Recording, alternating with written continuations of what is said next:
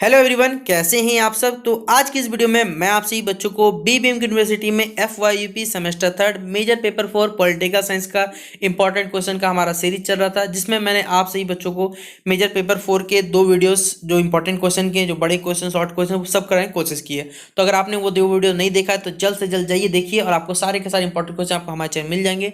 Major minor political, major minor MDC SEC paper, AEC paper, सारा का सारा जो कंटेंट रहेगा तो आपको कंप्लीट कर दिया जाएगा। ठीक है, तो चलिए वीडियो को शुरू करते हैं। वीडियो पसंद आए तो वीडियो को लाइक और शेयर कर दीजिएगा। चैनल पर अगर न्यू आए तो चैनल को सब्सक्राइब कर लीजिएगा, साथ में बेल आइकन पे क्लिक कर लीजिएगा, ताकि इसी प्रकार पल पल की हर वीडियो का नोटिफिकेशन आपको हमारे चैनल में मिलता रहे। डिस्क्रिप्शन बॉक्स में टेलीग्राम ग्रुप, फेसबुक पेज का लिंक है, जुड़ जाइए। किसी प्रकार का अपडेट आएगा वहां पे आपको शेयर कर दिया जाएगा।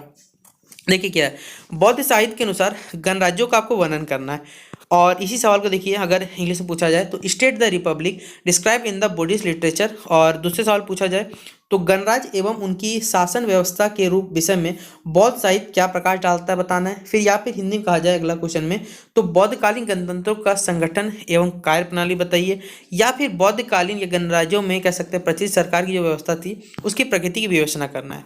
तो सब सवाल को देखिए, अर्थ एक ही है, बनेगा परीक्षा में एक ही क्वेश्चन आपका।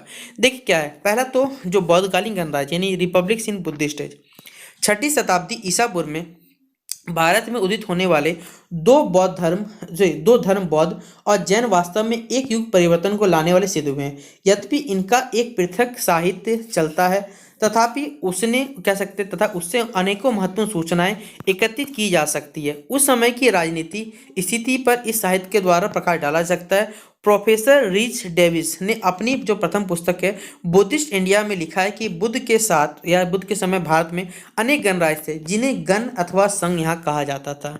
फिर अगला पॉइंट बताया गया है कि वैसे तो महात्मा बुद्ध जो है एक प्रजातांत्रिक शासन व्यवस्था चलाने वाले गणराज्य में पैदा हुए थे। डॉक्टर जायसवाल का मत है कि बौद्ध संघों का संगठन करने में गौतम बुद्ध ने राजनीतिक संघों से विचार ग्रहण किया था। गणतंत्र और राजतंत्र, इन दो प्रकार के राज्यों का उल्लेख जो है बौद्ध साहित्य ने यहाँ पर प्राप्त होता है। उस समय गणतंत्र में निम्नलिखित राज्यों का स्थान सबसे अधिक महत्वपूर्ण था। पहला ही पॉइंट यहाँ बताया गया है, जो शाक्य यानी कि जहाँ जानते हैं आप लोग गौतम बुद्ध का जन्म हुआ था कपिल वस्तु। ठीक है, क्या है, महात्मा जो गौतम बुद्ध है उनका जो जन्म स्थान होने के कारण ही इस जनपद का जो अत्यधिक महत्व है, और इससे कह सकते हैं शाक्य वंश से वो जुड़े हुए थे। इन शाक्य राज्यों की राजधानी जो थी वो कपिल वस्तु थी। इक्ष्वाकु वंश से संबंधित क्षत्रिय होने से कारण का संबंध था। अन्य शाक्य नगर बौद्ध साहित्य के अनुसार इस प्रकार कह सकते हैं शिलावती, सकवर, अलुपमा, ये सब के सब यहाँ पर नाम बताया गया आप सभी बच्चों को। अगला यहाँ पर है कि गणतंत्रों विशेषकर शाक्यों के बीच में जो रिच डेविस का मत ये है कि उस समय एक निर्वाचित मुखिया भी होता था। ठीक है, जिसकी निर्वाचन जो विधि और उसका कार्यकाल ज्ञात नहीं है, लेकिन अधिवेशन उसी के अध्यक्षता में संपन्न होते थे। इसके अतिरिक्त जो राज्य संचालन का जो कार्य है वो वही करते थे। वह राजा की जो कह सकते हैं पदवी धारण करता था, और रोम के कांसल अथवा यूनान की कह सकते हैं यहाँ पर आर्केन के रूप में वह रहा होगा।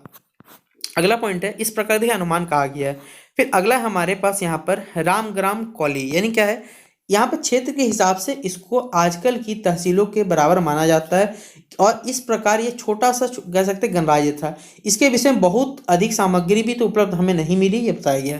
फिर लिच्छवी वंश आपने नाम सुना होगा। ठीक है, महावीर स्वामी का जो कह सकते हैं महावीर जो स्वामी थे उनका वैशाली में जन्म होने के कारण कह सकते जो लिच्छवी थे उनका महत्व अत्यधिक महत्व बढ़ गया था। वैशाली एक अत्यंत संपन्न नगर था और लिच्छवी इसकी राजधानी थी, जिसका संस्थापक जो थे विशाल जो कह सकते इक्ष्वाकु के पुत्र थे, उनको बतलाया जाता है। इस नगर को देखिए 3 कालखंडों में यहाँ पे कह सकते 3 भागों में बांटा गया था। इनको पहले जो कोटि है, इस कोटि में 7000 मकान आते थे, जिनमें कह सकते हैं बुर्ज स्वर्ण के द्वारा बनाए निर्मित किए गए थे। फिर थे रजत जटित 14,000 घर इसमें थे, इस कोटि में आते। और तीसरे जो तांबा से निर्मित कह सकते 21,000 जो घर यहाँ पर कहे जाते हैं। इस विभाजन पर विस्तार करने से हमें यह ज्ञात होता है कि सोना, चांदी और तांबे का यह विभाजन आर्थिक आधार पर किया जाता था, और इसी के आधार पर उत्तम, मध्यम और निम्नलिखित श्रेणी के व्यक्ति देखे जाते थे और मकान रहते होंगे। यह वज्जी राजसंघ की राजधानी थी और एक अत्यंत कह सकते हैं संपन्न राष्ट्र था। फिर अगला पॉइंट है हमारे पास गणराज्य की जो प्रकृति है, यानी नेचर ऑफ रिपब्लिक्स। पहला पॉइंट है यहाँ पर समस्त जनता कुलों में विभक्त थी तथा प्रत्येक कुल का एक सदस्य राज्यसभा का सदस्य बनता था। समस्त जो निर्णय होते थे बहुमत से किए जाते थे। कुलपति का जो पद है वो कुल के वयोवृद्ध व्यक्ति को मिलता था, परंतु योग्यता के अनुसार युवक जन भी सभा के सदस्य बनते थे। गृहपति कुलपति का यहाँ पर चुनाव करते थे। राज्यसभा के जो सदस्य होते थे वो कुलपति राज्य के अध्यक्ष एवं सेनाध्यक्ष का निर्वाचन करते थे। फिर अगला पॉइंट बताया गया कि गणराज्यों की कार्य प्रणाली यानी वर्किंग सिस्टम ऑफ रिपब्लिक्स। गणराज्यों की शासन प्रणाली जनतात्मक थी। राज्यों में देखिए यहाँ पर बताया गया राज्यसभा में प्रस्ताव रखने के लिए कुछ यहाँ पर कंडीशन रखे गए थे। किसी प्रस्ताव को स्वीकृत करने के लिए 3 बार दोहराया जाना चाहिए, 3 बार वाचन होता था उसका और बहुमत के आधार पर वो स्वीकृत पास होता था। किसी विषय पर 3 मतभेद होने पर उसे समिति के सम्मुख यहाँ पर प्रस्तुत किया जाता था। फिर दूसरा पॉइंट हमारे पास है, तीसरा पॉइंट है, राज्यसभा की गणपूर्ति में भी निश्चित नियम थे। अनुपस्थित जो सदस्यों के मत जो थे वो प्राप्त करने की व्यवस्था थी। किसी सदस्य द्वारा अनुसूचित भाषा के प्रयोग करने पर, असंसदीय भाषा के प्रयोग करने पर उसके विरुद्ध निंदा प्रस्ताव लाया जाता था और वाद विवाद के कुछ नियम कायदे बनाए गए थे। फिर अगला यहाँ पर लिच्छवी का जो शासन प्रबंध यानी एडमिनिस्ट्रेशन ऑफ द लिच्छवी, किस प्रकार देखिए यहाँ पर शासन चलता था ये बताया गया कि जातकों से यह स्पष्ट हो जाता है, यहाँ पे यह ज्ञात हो जाता है कि प्रजातंत्र शासन प्रणाली का प्रसार था। लिच्छवी गणराज्य में केवल 1,700 बोल रहा हूँ, केवल एक 7,707 सदस्य होने वाली समिति इस शासन की यहाँ पर सर्वोच्च संस्था थी। सभी सदस्यों को इसमें भाग लेने का पूर्ण अधिकार प्राप्त था। सभा में उपस्थित जो सदस्य थे परपर यहाँ परस्पर होगा यहाँ पर, ठीक है, परस्पर राजनीतिक, सैनिक तथा व्यवहारिक विषयों पर वार्तालाप करते थे। ललित विस्तार के अनुसार ये लोग जो सभी लोग जो थे अपने को राजा समझा करते थे। डॉक्टर जायसवाल ने इस प्रकार लिखा है कि उन कौशलों में सभी व्यक्तियों को भाषण का समान अधिकार प्राप्त था। इसके अतिरिक्त हर एक व्यक्ति, ललित विस्तार के अनुसार यहाँ पर ये लोग सभी अपने को राजा समझते थे।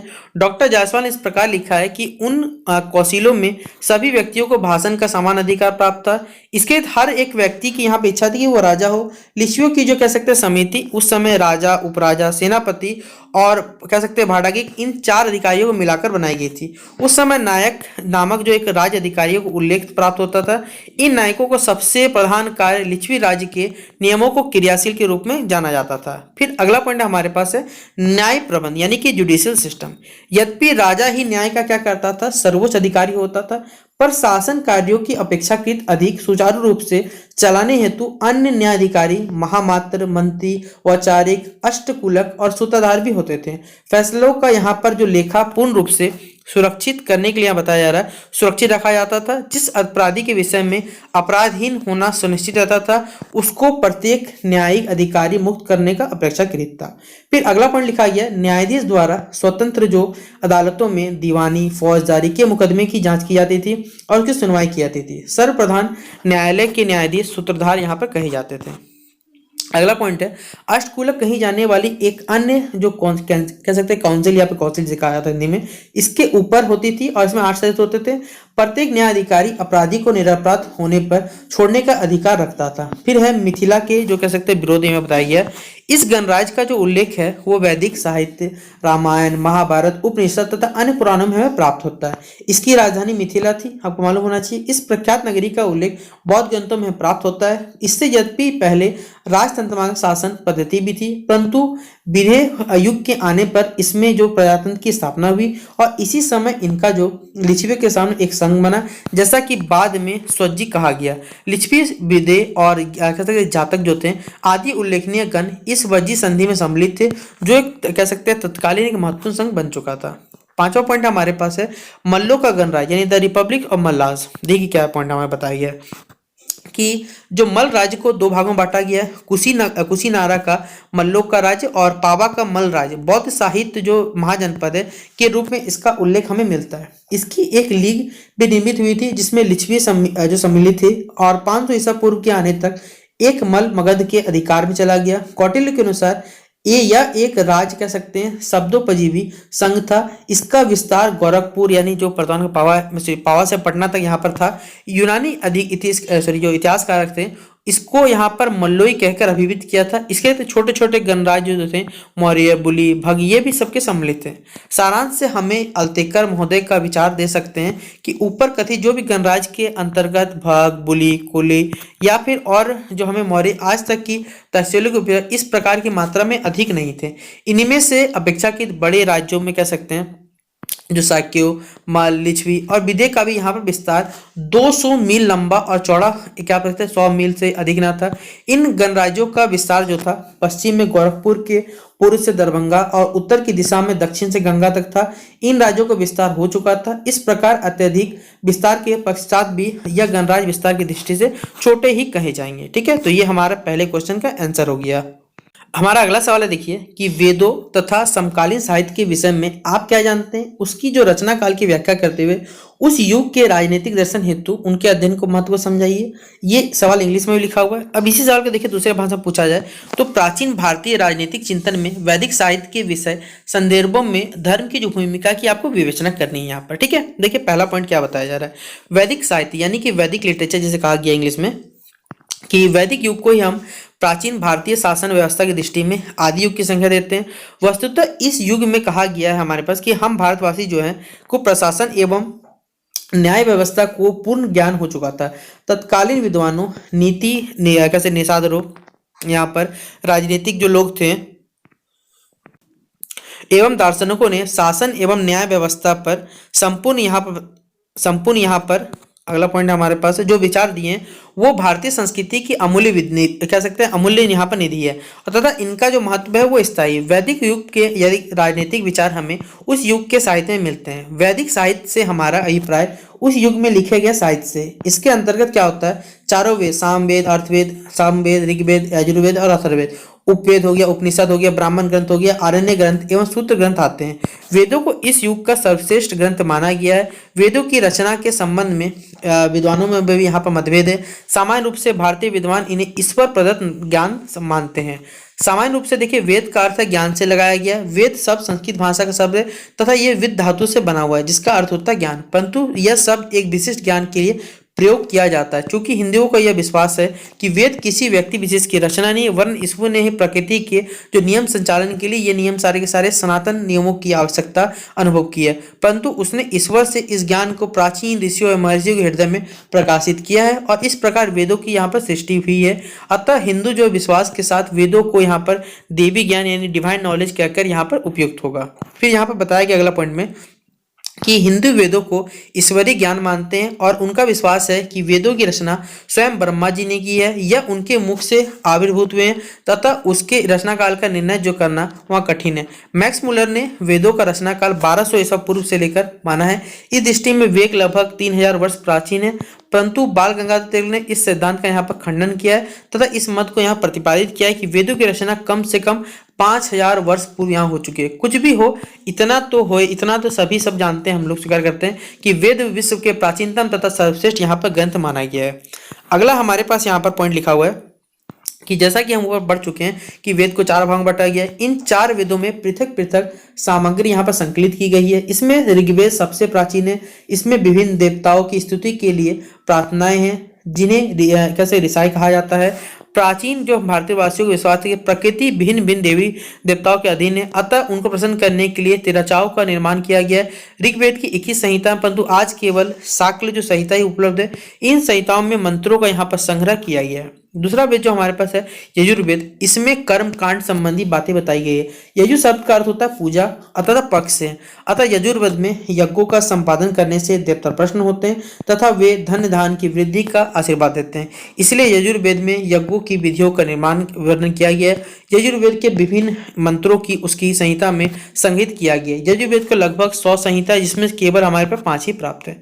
तीसरा वेद देखिए यहाँ पर सामवेद। साम शब्द का अर्थ ही होता है प्रिय से, अतः सामवेद में सुंदर भजनों का यहाँ पर संग्रह किया गया है। अन्य वेदों की संहिताओं के समान सामवेद की अनेक संहिताएं हैं जिसमें केवल यहाँ पर 3 हमारे पास उपलब्ध है। और अगला हमारा लास्ट कह सकते हैं जो वेद है वह अथर्ववेद।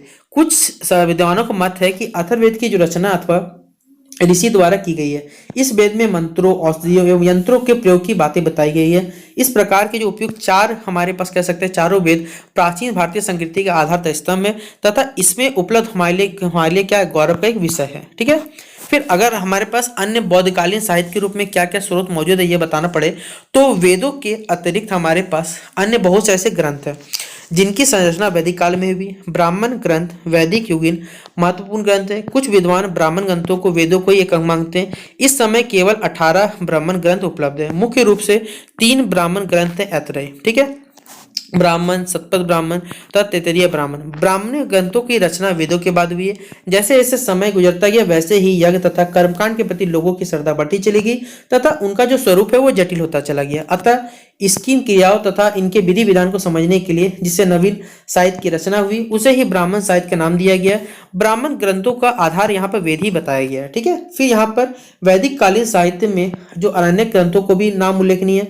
वस्तुतः अरण्यक ग्रंथ क्या है, ब्राह्मण ग्रंथों का एक नाम है। अंतर केवल यह होता है कि जिन ग्रंथों में रचना यानी अरण्य वन में हुई है उन्हें अरण्यक ग्रंथों का नाम दिया गया और ब्राह्मण ग्रंथों में देखिए गृहस्थ जीवन संबंधी बातें बताई गई और उसकी रचना प्रमुख रूप से गृहस्थों के लिए यहाँ पर हुई है। जबकि अरण्य ग्रंथों की रचना जो है जो कैसे बन जो जा चुके हैं उनके हिसाब से की गई है। उपनिषदों में वैदिक युग के महत्वपूर्ण यहाँ पर कुछ ग्रंथों का कैसे महत्वपूर्ण ग्रंथ हमारे बताया गया है। अगला है हमारे पास है उपनिषद को हम लोग दो भाग में विभक्त कर सकते हैं। पहला है उप तथा निषद, यानी उप मतलब होता है निकट और निषद मतलब होता है बैठना, अर्थात ऐसे ज्ञान जो गुरु के समीप बैठकर हमें प्राप्त किए जाते हैं उसे हम लोग उपनिषद कहते हैं। कुछ विद्वानों के अनुसार ऐसी विद्या जो ब्राह्मण के समीप बैठकर प्राप्त की जाती है उसे भी उपनिषद कहा जाता है। इस समय हमारे पास केवल टोटल 10 ही उपनिषद यहाँ पर उपलब्ध है, जिसमें से यहाँ पर कुछ नाम भी दिए गए कि ये सब के सब हमारे पर उपलब्ध है, जिसमें ब्रह्म ज्ञान संबंधी हमें कुछ बातें यहाँ पर बताई गई है। फिर अगला पॉइंट है सूत्र अन्य वैदिक युग को महत्वपूर्ण रचना है। सूत्र ग्रंथों के निर्माण की आवश्यकता इसलिए हुई क्योंकि कर्म कांड विषयक ज्ञान इतना जटिल हो चुका था कि उसका जो सविस्तार है उसका यहाँ पर हमारे पास संस्मरण करना बहुत कठिन था। सूत्र ने छोटे छोटे वाक्य जिसमें चुने गए शब्द होते हैं परंतु इसका अर्थ बड़ा व्यापक होता है। इस प्रकार से वेदों के अंग सूत्रों में सबसे पूर्व जो प्राचीन यहाँ पर हमारे पास वो गीतम धर्म सूत्र को यहाँ पर माना गया है। अगला हमारे पास देखिए वेदों के भी कुछ अंग बताए गए कि वेदों की इस शाखा को वेदांग कहते हैं। ये वेदांग को 6 भाग में बटा गया, शिक्षा, कल, व्याकरण, निरुक्ति, छंद एवं ज्योतिष। ठीक है, यहाँ ज्योतिष होना चाहिए था। प्रत्येक वेद का एक उपवेद भी है। ऋग्वेद का उपवेद आयुर्वेद, यजुर्वेद एवं का कह सकते हैं यजुर्वेद का जो उपवेद है वो धनुर्वेद है। सामवेद का जो उपवेद है वो गांधर्ववेद है। अथर्ववेद का जो उपवेद है वो यहाँ पर स्थापत्य है। ठीक है, यहाँ बताया इस प्रकार उपवेद भी कोई पृथक संगठन का कोई वस्तु नहीं है बल्कि कह सकते हैं वेदों का एक यहाँ पर पार्ट है। इस प्रकार स्पष्ट होता है कि भारत का जो वैदिक साहित्य बड़ा ही जटिल एवं विशाल है। वेदों अनेक कह सकते हैं अंगों, भाषाओं तथा यहाँ भाषा होगा, ठीक है, शासनिक भाषा होगा तथा उप शाखाओं का यहाँ पर क्षेत्र इनका विस्तृत है और इनका संपूर्ण अध्ययन संभव नहीं है, परंतु फिर भी हमें इसे प्राप्त करने के लिए एक दीर्घ समय तक हमारे सामाजिक एवं राजनीतिक जीवन का आधार स्तंभ है, इसमें कोई भी निसंदेह नहीं है। अगला सवाल देखिए हमारे पूछा गया है कि वैदिक युग में राजनीतिक जीवन से संबंधित जो विभिन्न राजनीतिक संस्थाओं की हमें विवेचना करनी है और इसी सवाल को देखिए डिस्कस द इंग्लिश में कहा जाता है discuss the various political institution with reference to the political life of the Vedic period. और ये रहा हमारे पास वैदिक साहित्य के अनुसार राज्य में जन्म एवं प्रकृति का संक्षिप्त वर्णन करना है। और इसी इंग्लिश में कहा जाए या दूसरा क्वेश्चन कहा जाए तो वैदिक युग में राज्य संगठन के स्वरूप का हमें विवेचना करना है, या फिर और भी देखिए बहुत तरह के सवाल पूछा जा सकता है इसी में कि वैदिक काल में राजपद के प्रमुख लक्षणों की विवेचना करनी है। फिर चौथा पॉइंट बोल रहा हूँ, इसी सवाल को देखिए पूछ सकेगा अगर आपको कि वैदिक साहित्य के अनुसार राजा की स्थिति को संक्षिप्त आपको विवेचना करना है तो आप किस प्रकार यहाँ पर करिएगा। ठीक है, ब्रीफ में आपको बताना है। तो ये पहला वैदिक कालीन जो हमारे पास राज्य शास्त्र है उसके बारे में पहले हेडिंग, तो हमारे पास यहाँ है वैदिक कालीन राज्य शास्त्र। ठीक है, इसका यहाँ पर आंसर लिखा हुआ है पॉलिटी ऑफ वैदिक राज्य। इस पॉइंट को यहाँ से यहाँ तक आपको लिखना है। ठीक है, अब मैं आपको टेक्निक मैं आपको समझा नहीं रहा हूँ, अब आप लोग डायरेक्ट यहाँ से वीडियो को पॉज करके लिखते रहिएगा। फिर हमारे पास है देखिए राज्य की अवधारणा, तो यहाँ से ये पॉइंट आपको लिखना पड़ेगा थोड़ा बड़ा करके, तो आप लोग इसे यहाँ से यहाँ तक इसे सजा के लिख दीजिएगा राज्य की अवधारणा के बारे में। और भी देखिए वीडियो पॉज करते रहिएगा और सारा का सारा पॉइंट नोट डाउन करते रहिएगा। ठीक है, ये फिर यहाँ से लेकर यहाँ तक लिखना पड़ेगा आपको, एक राज्य से लेकर यहाँ पर।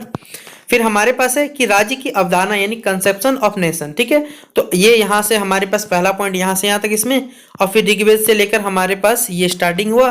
वीडियो पॉज कर लीजिएगा, देखिए सारा सारा आप लोग लिखते रहिएगा आराम से।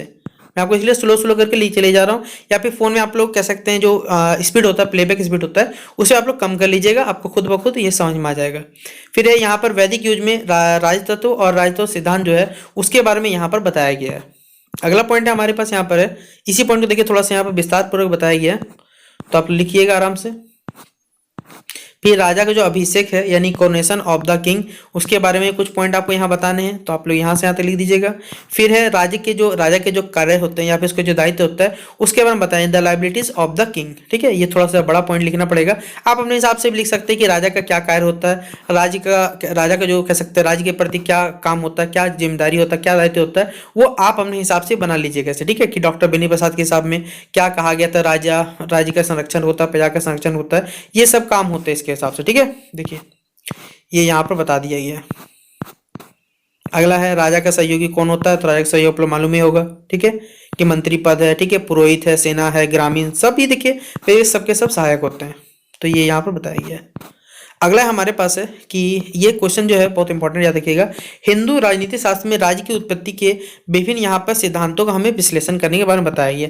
यहाँ पे शांति पर्वों में वर्णित राज्य की उत्पत्ति एवं के सिद्धांतों यहाँ पर हमें वर्णन करना है, ठीक है, तो इसका भी आंसर यहाँ मिल जाएगा। क्वेश्चन देखिए इस प्रकार से पूछा जाएगा, ये भी क्वेश्चन को पूछने का कोई टाइप रह सकता है, या फिर ये क्वेश्चन रहा, इसी देखिए कितना तरीके से क्वेश्चन को आपको पूछे वहां पूछ सकता है, तो ये इसका आंसर यहाँ रहा, ठीक है। Concept of the origin of state of Hindu polity यहाँ पर हमारे पास देखिए यहाँ पे हिंदू साहित्य के बारे में बताया गया, तो आप इसे वीडियो को पॉज करके लिख लीजिएगा, ठीक है। अब मैं आपको समझा नहीं रहा क्योंकि देखिए लंबा वीडियो बन गया थोड़ा सा, तो बोलते बोलते थोड़ा सा गले में दर्द है, इसलिए मैं वीडियो को आपको कल सकते हैं जो कंटेंट है वो दिखा दे रहा हूँ, आप लोग उसे कॉपी में अपने नोट डाउन कर लीजिएगा, और आपको टेलीग्राम ग्रुप पे ये जो पीडीएफ है बेसिकली वो शेयर भी करके मिल जाएगा, लेकिन थोड़ा टेलीग्राम समय लगेगा क्योंकि इतना बड़ा पीडीएफ है तो अपलोड करने में समय लग सकता है, ठीक है। तो आप लोग देख लीजिएगा, ये पीडीएफ आपको मिल जाएगा वहाँ पर अवेलेबल, ये लिख लीजिएगा आप लोग वीडियो पॉज करते हुए, जिसको देखिए लिखना रहेगा वो फटाक फटाक लिख लीजिएगा आराम से, क्यों ज़्यादा बड़ा पॉइंट नहीं, एक बार पढ़ लीजिएगा तो आप अपने हिसाब से पेपर में सजा के से लिख दीजिएगा, ठीक है। देवी सिद्धांत है हमारे पास, उनके बारे में यहाँ पर बताया गया, main points of the divine origin theory, ठीक है, देखिए हमारे पास रहा।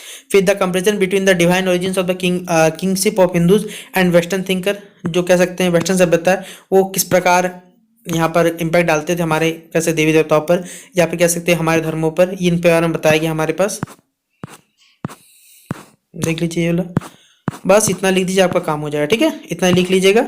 और ये हमारे पास origin of the state of through war, ठीक है, हमें बताया गया कि स्टेट थ्रू वार और थ्योरी ऑफ पावर जो था उसके बारे में यहाँ पर चर्चा किया गया। तो ये हमारे कुछ क्वेश्चन आंसर थे जो मैंने आपको बता दिए। अब हमारा पूरी पॉलिटी का जो मेजर पेपर 4 है वो कंप्लीट होता है, बाकी एक वीडियो आएगा जिसमें लास्ट आपका एक ही में सारा खाली क्वेश्चन लिख के बता दूंगा, और जो एमसीक्यू परीक्षा में पूछा वो भी मैं आपको कवर करा दूंगा। तो मिलते हैं नेक्स्ट वीडियो पे, तब तक के लिए जय हिंद जय भारत।